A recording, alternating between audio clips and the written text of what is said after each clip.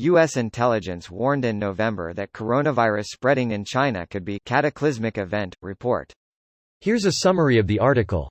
U.S. intelligence officials warned in November that the coronavirus spreading in China's Hubei region could become a cataclysmic event, ABC News reported.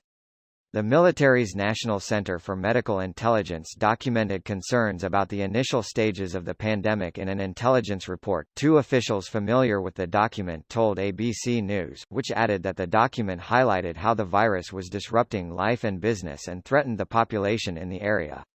Intelligence was reportedly obtained through wire and computer intercepts along with satellite images showing the new disease was not under control in China. Advertisement. The report highlights that officials had knowledge to begin acting against the coronavirus months before it struck the U.S., ABC News noted. Analysts concluded it could be a cataclysmic event, one of the sources told the network, who added that the Defense Intelligence Agency, the Pentagon's Joint Staff and the White House were briefed multiple times. The coronavirus first appeared in the President's daily brief of intelligence matters in early January, according to ABC News. The Pentagon and the White House National Security Council did not immediately return requests for comment on the ABC News report. This post received a score of 85,000, with an upvote ratio of 89%. Here are the top comments in response to this article. Question: what kind of satellite images would show that the coronavirus was not under control at that time? The air quality stuff. Same way you can tell if a building has people in it, checking the number of cars in the parking lot.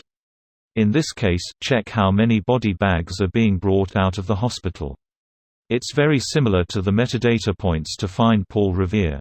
You're collecting various data points that on the surface aren't really connected to see what they tell you. People greatly underestimate how powerful cameras we put in orbit can be. You know how there's GIFs posted to Reddit of cameras zooming in tens of times to reveal something miles away? That is what is available commercially. Now imagine you are a military with billions of dollars of funding. Those same satellite lenses were donated to NASA in 2012. They first flew in 1976, and are now considered outdated for reconnaissance. They're significantly more advanced than Hubble and is projected to potentially save hundreds of millions if used.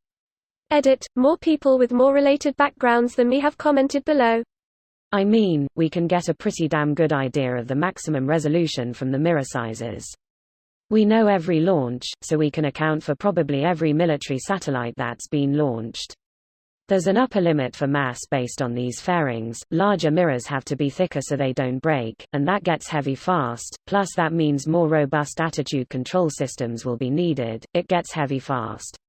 Of course, you could use a segmented mirror, but I don't think they would, or at least, have used a segmented mirror. Eesh!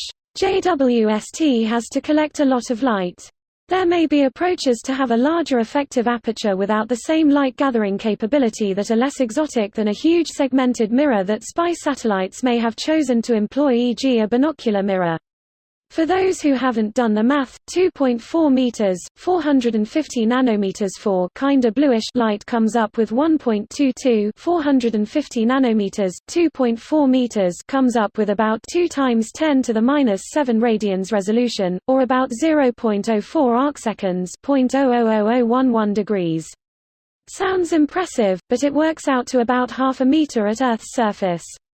Can I just ask what the 1.22 is in your equation, and maybe what the equation itself is? Haha, super interesting stuff, and I'd just like to learn more about it. Thanks in advance. It's not a completely trivial constant to find, it's the first zero of the derivative of the first Bessel function divided by pi. That is, there's no simple algebraic way to come up with this relationship. That is, 3.8317 from this table divided by 3.14 yields 1.22. The formula, 1.22 wavelength diameter, is called the Rayleigh criterion. This video was automatically created by Reddit to speech. The article and comments in this video were selected from Reddit according to their upvotes, and any paraphrasing was performed by smmry.com, without any human intervention.